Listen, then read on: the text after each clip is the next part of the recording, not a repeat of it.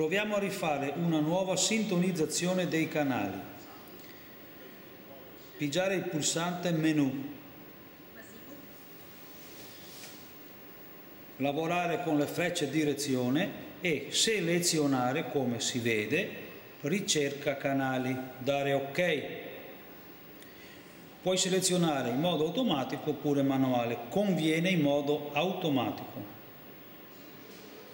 Lui ti avvisa, essendo uno decoder già presintonizzato, ti dice, come si vede dalla videata, va bene?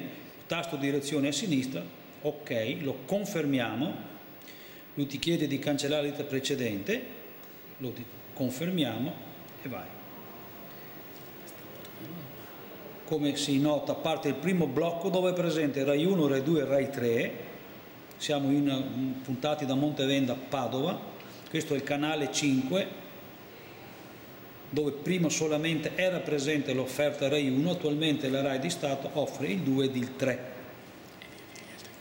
E via via agganceremo gli altri canali, come si nota dalla videata.